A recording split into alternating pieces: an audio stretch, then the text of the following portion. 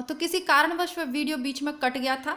ये उसी वीडियो का आपका पार्ट है, तो इसको अलग से वीडियो का मैं नहीं डालूंगी, क्योंकि इसमें मैं आपको 21वें पद आज की तारीख में आपको 21 पद में करवाना चाह रही थी, 21वें पद तक, तो बस उसी का है। आगे बढ़ाएंगे। अचिर में चिर का अन्वेषण, विश्व का तत्वपूर्ण दर्शन। तो तत्वपूर्ण दर्शन क्या है, फिर तत्व क्या है, फिर मूल बात क्या है। जब इतना सब कुछ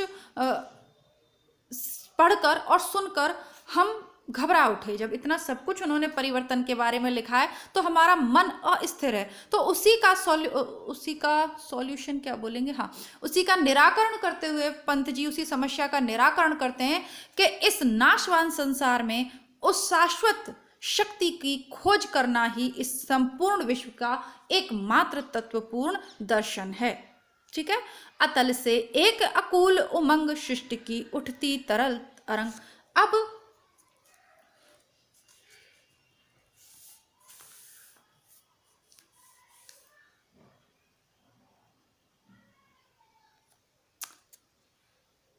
एक सेकंड, जब वीडियो बीच में कट जाता है ना, तो कई सारी चीजें परेशानी सी आ जाती है। चलो उसको मैं सही करती हूँ, फिर आपको ये करवाती हूँ। एक सेकंड रुकेगा।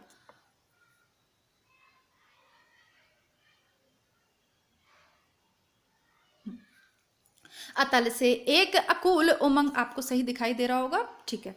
अतल से एक अकूल उमंग सृष्टि की उठती तरल तरंग।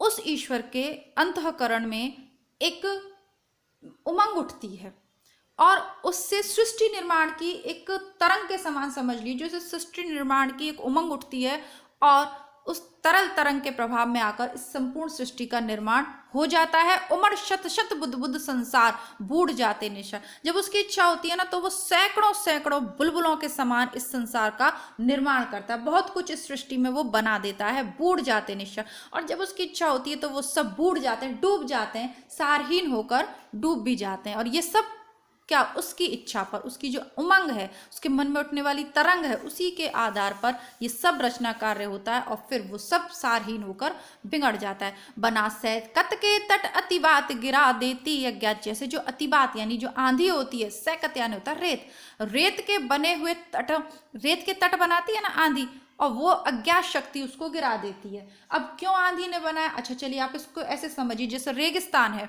जब बहुत तेज आंधी आती है तो एक जगह जो टीला होता है ना, वो बना, पहले वाली आंधी आई उसने एक टीला बना, दूसरी बार तेज हवाई, वो टीला उठ के कहीं और आपको दिखेगा। निरंतर वो भौगोलिक स्थिति बदलती रहती है। थोड़ी देर पहले जो टीला यहाँ था ना, आप अगर उसे ढूंढ के कहीं जाना चाहें उसके माध्यम से, तो उसको रास्ता बनाकर आप नहीं पहुंच सकते, क्योंकि जब तेज आंधी तूफान आएगा फिर वो टीला कहीं और पहुंच जाएगा।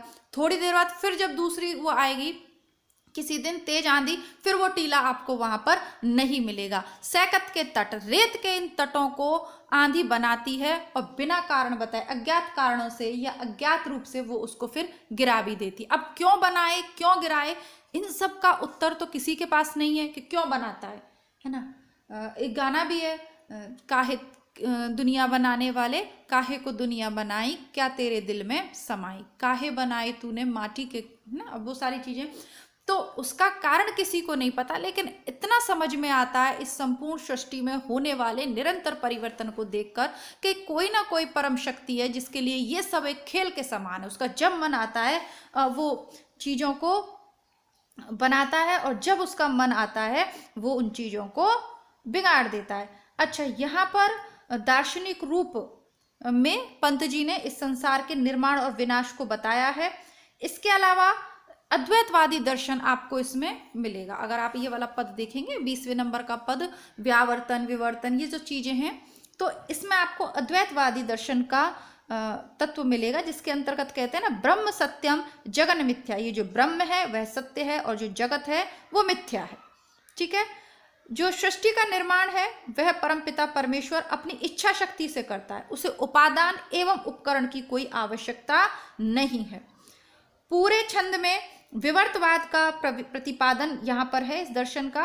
पानी से बर्फ बनना विवर्तन है और बर्फ से पुनः पानी बनना व्यावर्तन है। ठीक है। तो ये सब दार्शनिक पदावलियां जो इससे संबंधित आपसे परीक्षा में प्रश्न पूछा जा सकता है, स्पष्ट कर दिया, अच्छे से आपको समझ में आएगा। कोई कोई पद यदि कठिन है तो वीडियो को आप दूसरी बार भी प्लीज चलाकर ढंग से सुन लें, क्योंकि कुछ चीजें ऐसी हैं जो अब बहुत ज़्यादा इनके गूढ़ अर्थ में अगर समझाने बैठूंगी तो उसमें पूरा एक ये पद ही मैं आपको एक वीडियो में समझा पाऊंगी, इसलिए जो सरल है और जितना ग्रहण करना है उतना ही बताएंगे। और फिर मैंने आपको एक चीज प्रारंभ में कह दी कि छायावादी काव्य में जो लिखा गया है उसके अलावा लाक्षणिकता इन पदों में समाविष्ट है, तो बहुत ज्यादा लक्षण के रूप में आप ग्रहण कर सकते हैं ना। जैसे कि लाक्षणिक शब्द कैसे होता है, लक्षण होता है ना कि ये व्यक्ति तो गाय है, अब वो गाय नहीं है, वो गाय के समान सीधा है। तो जैसे जो लिखा गया है उसके बहुत सारे अर्थ आप अपने हिसाब से, बहुत सारे नहीं, उस अर्थ से संबंधित बहुत सारे भाव आप ग्रहण कर सकते हैं अपने आप, ठीक है।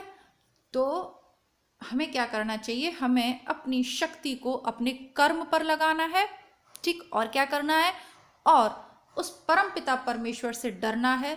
और ये हमेशा ध्यान रखना है कि हम जो गलत काम कर रहे हैं, ये नहीं सोचना है कि कोई नहीं देख रहा मैं तो गलत कर लूँ, नहीं भाई, कोई ऐसा है जो आपको नित्य देख रहा है। आप ऐसे ही नहीं संसार में आ गए कि नहीं, इतनी मानव जाति, इतना संपूर्ण सृष्टि में जो कुछ हो रहा है अच्छा बुरा वो सब उस ईश्वर की इच्छा से ही हो रहा है। ये आपको ध्यान करना ही, ध्यान आपके ध्यान में रखना ही चाहिए। कई बार क्या होता है कि जब किसी कारण से बीच में उठना पड़ जाता है, वीडियो कट जाता है, तो वो थोड़ा सा ध्यान चूक जाता है, पुनः ध्यान केंद्रित करने में थोड़ी सी समस्या आती है। पर मैं 21 पद आज आपको करवाने हैं तो मैं करवाऊंगी ही, और अच्छे से करवाऊंगी। चलिए, एक छवि के असंख्य उड़ुगन, एक ही सब में स्पंदन, एक छवि के विभात में लीन, एक विधि के रे नित्य अधीन। अब कवि क्या कहते हैं, कवि इस पद के माध्यम से ये कहना चाहते हैं कि संपूर्ण सृष्टि में उसी परमात्मा की सत्ता स्थापित है, सारी सृष्टि को चलाने वाला एक ही है, सुख और दुख दिन रात की तरह जीवन में आते हैं, विश्व के समस्त प्राणियों में उसी चेतन सत्ता का स्पंदन है ना। पुष्प ही फल के रूप में बनते हैं और फिर फल वापस उसके बीज से फिर पुष्प का निर्माण होता है। कितना सरल उदाहरण है ना। तो यही चीज इसमें व्याप्त है इस पद में। एक छवि के असंख्य उड़गन, ठीक है, कि ये जो असंख्य उड़गन मीन्स तारा होता है, तो ये जो असंख्य तारे हैं ये इन सब में एक ही छवि के प्रभाव से ये प्रकाशित हैं, एक ही सब में स्पंदन, और जो सब में जो धड़कन है ना वो भी एक ही है, अद्वैतवाद दर्शन।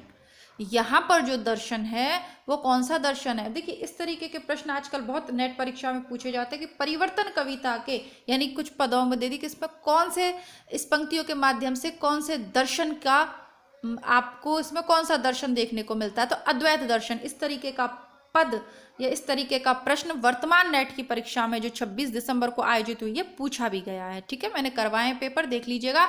सब में एक ही धड़कन है, तो अद्वैतवाद स्थापित हो गया ना। एक छवि के विभात में लीन, और सभी में इन सभी में एक ही छवि का प्रकाश है, ठीक है।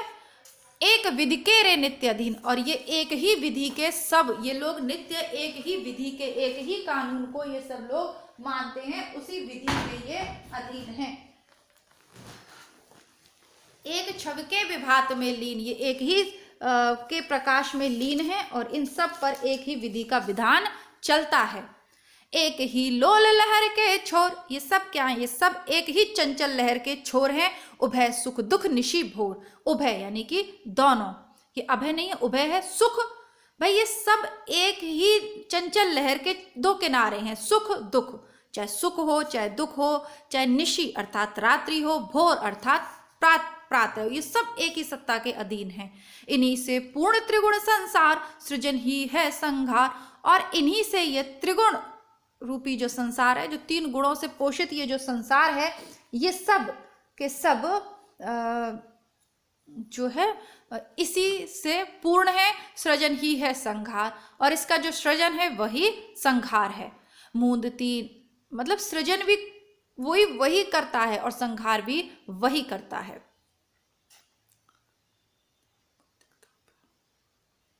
दैहिक दैविक भौतिक तापा, राम राज में कछु नहीं व्यापा,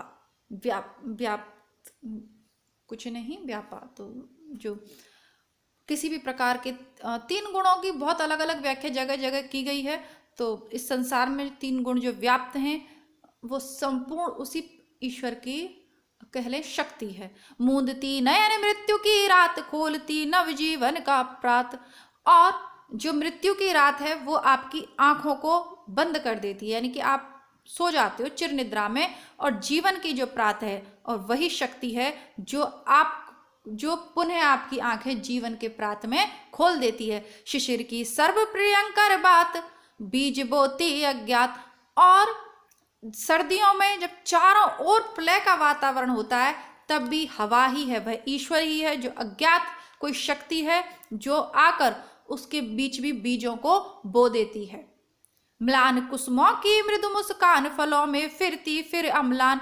म्लान कुसुमों की मृदु मुस्कान, जो मलिन हुए कुसुम हैं, सूखे हुए जो फूल हैं, उनकी जो मधुर मुस्कान है वो फलों में किसके रूप में? फलों में फिर अम्लान, फिर बीज बनकर पुनः प्रकट होती है। महत है रे अरे आत्म बलिदान, जगत केवल आदान प्रदान। अपना जो आत्म बलिदान है वही महत्वशाली है, बाकी जो जगत है वो तो केवल आदान प्रदान है, केवल आना जाना है, आदान प्रदान है। जीवन मृत्यु सुख दुख शुभ दिन रात, ये सब एक तरीके से आदान प्रदान के रूप में चलता रहता है।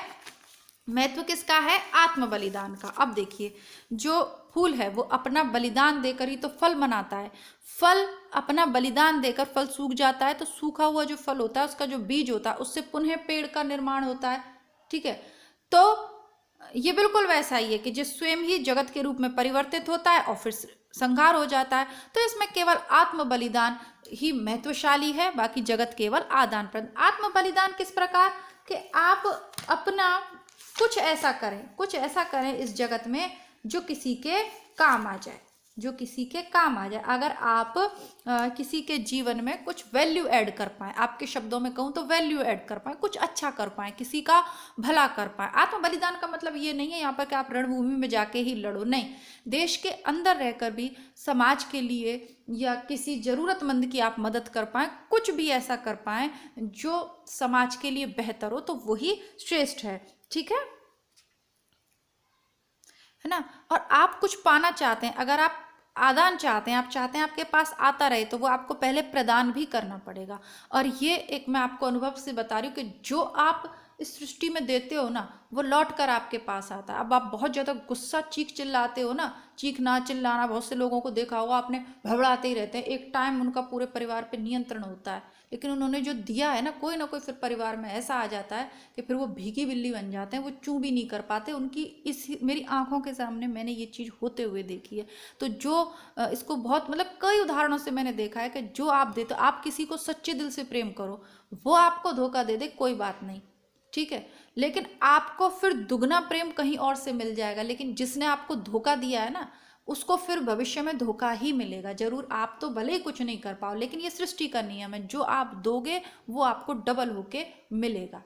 ठीक है, तो अपने कर्मों को सही बनाइए। इतनी सुंदर कविता, इतनी अच्छी कविता हम पढ़ रहे हैं, आशा करती हूँ अच्छी लगी होगी। अच्छी लगी हो वीडियो को लाइक ज़रूर कीजिए, अपने बहुत सारे मित्रों को इससे जोड़िए। आप लोग कॉलेज जाते हैं, आप लोग कोचिंग जाते हैं, तो व्हाट्सएप ग्रुप में बजाय मजाक के और ये मीम्स वगैरह शेयर करने के कुछ इतनी अच्छी चीज़ों को शेयर करिए। ये इतनी अच्छी कविताएँ कि ये अगर आप अपने फैमिली ग्रुप में भी सेंड करेंगे, शेयर करेंगे, तो उन लोगों को भी लगेगा कि बच्चा कुछ अच्छा पढ़ रहा है, कुछ अच्छा सीख रहा है। ठीक है, बहुत सारी चीज़ें हिंदी में ऐसे वीडियोज़ हैं, हिंदी साहित्य का इतिहास, जिसे आप अपने मित्रों में जो पढ़ रहे हैं, परीक्षार्थियों में भी शेयर करेंगे। लेकिन ये जो रचनाएं हैं गद्य या पद्य की, इन्हें आप हर किसी को शेयर कीजिए ताकि उन्हें पता चले कि आप इतना अच्छा सब्जेक्ट पढ़ते हैं। ठीक है, और इसी के माध्यम से थोड़ी सी मदद मेरी भी हो जाएगी। अब इसकी बात करें जगत केवल आदान प्रदान, तो ये एक सूक्ति है। ठीक है, लाक्षणिक पदावली है, परिवर्तन संसार का नियम है। तो ये सब चीज़ें मैं आपको बता चुकी हूँ। मिलती हूँ कल इसके आगे के पदों के लिए। तब तक के लिए नमस्कार, धन्यवाद, जय हिंद। हिंदी बुकशाला चैनल को जिसने सब्सक्राइब नहीं किया जल्दी से सब्सक्राइब कर लीजिएगा, लिंक मैं उसका डिस्क्रिप्शन बॉक्स में दे दूंगी। धन्यवाद।